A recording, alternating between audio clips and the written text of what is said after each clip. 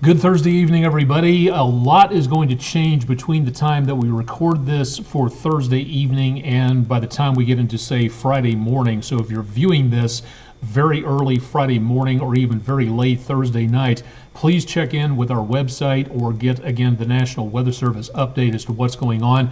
We're doing this from the time frame of severe weather moving into the area right now, but by the time you watch this several hours later, the situation will have changed. It's coming up on 7 o'clock Eastern time as we record this. So again, numbers in the forecast will change a little bit as we go into tonight, and the threat of severe weather will be coming to an end. But if you're watching this early Thursday evening, we see again the potential for more severe weather coming our way, and that is what we're trying to keep everybody updated about for right now. We're going to forego some of our usual things on here, weather picture of the day, things like that. You can see that online. Our latest storm system is on its way through, making its way to the east at about 30 miles per hour, and that's where we see the chance of showers and thunderstorms continuing. Now into this weekend, we've got some very nice conditions as high pressure does a very good job of moving from west to east, and that's going to do a good job of making things very nice and dry, but that's going to be a couple of days away.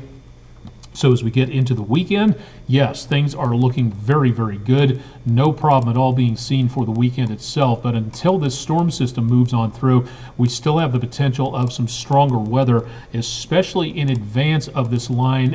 Anything that forms out here, those could be the really powerful storms, as in tornadic or otherwise. So once again, we'll be watching that with a lot of interest. Tonight, again, that front begins to move on through, but it's going to be late tonight before it clears the area. So we could still see, especially east of Chattanooga, the potential of storms that could linger past about midnight into very early Friday morning.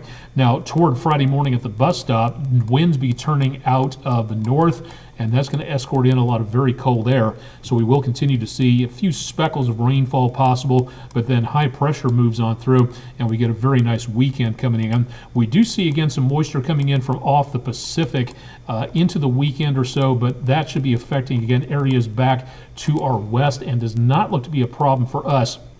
Going into around Monday afterwards, yes, that's where we could see some more rainfall. We'll talk about that in the 7-day forecast in just a little bit. Bus stop time tomorrow morning, again, for areas east of Chattanooga and even west of Chattanooga, we could see a few leftover speckles of rainfall. The heaviest activity will be from Knoxville and Asheville into northern Georgia, western North Carolina, and extreme southeastern parts of Tennessee for tonight. Could be a few speckles of snow showers in the higher elevation as that cold air and the higher elevation conditions wring a few snowflakes out, but I don't think we'll see anything in the river valley outside of a speckle of rainfall clearing out through Friday. Very cold start to Saturday, clearing skies, temperatures below freezing, and for the rest of Saturday, a bit on the brisk side, but with the sunshine coming on through, we should see some very pleasant conditions into the first half of the weekend. Maybe a few clouds coming on through portions of the area, but really just not seeing much of anything there. The severe weather threat continues for tonight. Now, this forecast, as we record this, is still several hours old, and it's a good possibility that all of this will be making its way to the east over the next several hours. So pay attention to the Storm Prediction Center's forecast.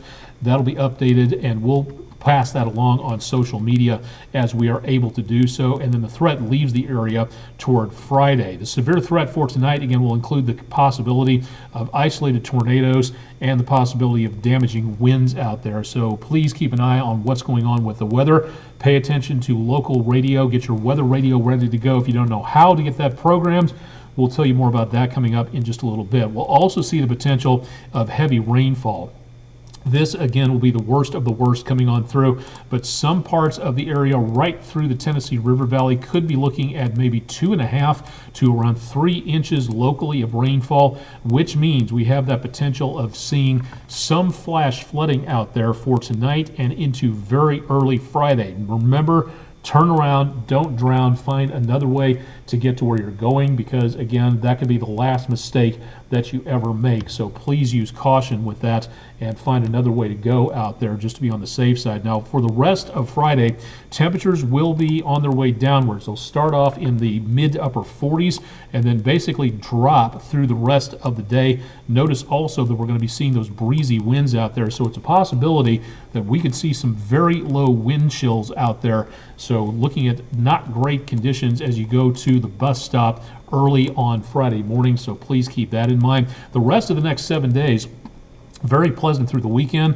a lot of sunshine. We've taken the rain chances out of the forecast for President's Day Monday, but then chances of rainfall come on through. And then look at the numbers toward the end of next week. We are looking at some very mild conditions coming on through. Temperatures in parts of the area by this time next week, if this forecast continues to hold as we go maybe toward about next Friday, we could be pushing 80 degrees. And remember, it's still February, and we are still looking at temperatures very much on the cold side as we get into Friday morning and through the rest of Friday. As those temperatures begin to drop slowly but steadily through the day, it's going to be a very chilly, breezy, uncomfortable day for being outside in shirt sleeves. The weekend at this point, no problem whatsoever. Temperatures comfortable, good day to get out and get some sunshine out there, increase your vitamin D levels, and get toward next week. That's where we see that potential of more chances of showers coming on through, but hopefully not a major problem. Remember, before the storms hit, that's the time to be weather aware. Having a plan, putting it into practice, winging it is not a plan. Just saying we'll tackle it when it happens, that's a very poor idea.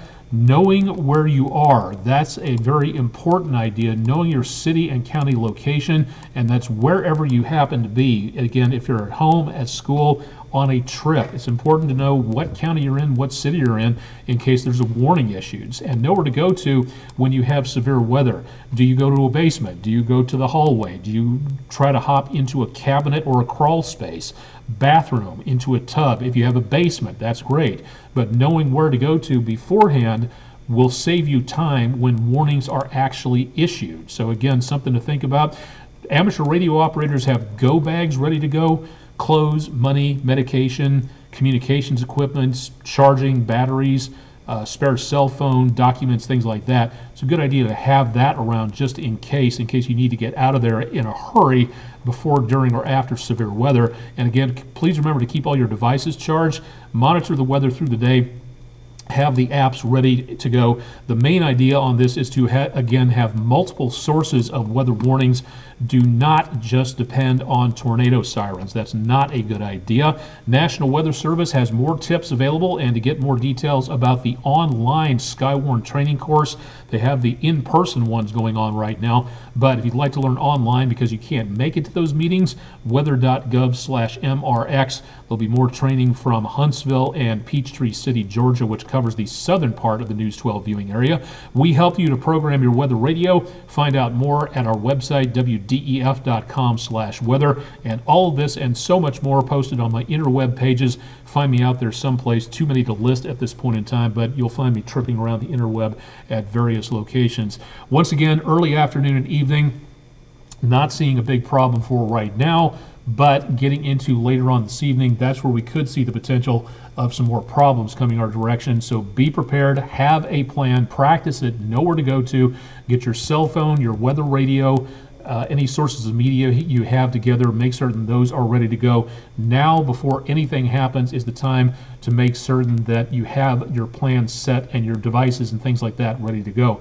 When the storm is striking, that's too late. Time to get ready before things happen, and next week that will also be a very good time to do so. I'm Chief Meteorologist Austin Onig. This has been our video weather blog, Weather Overtime, for Thursday afternoon and evening. More details on the forecast, again, available at our website, wdef.com/weather. And again, please stay tuned to local media, especially News 12 and your National Weather Service radio, to keep up to date on the most recent warnings and watches. It's time to be weather aware, so remember, let's all be careful out there for tonight, and let's make certain we are planning ahead for what may happen. Stay tuned to News 12 throughout the rest of the evening for more details.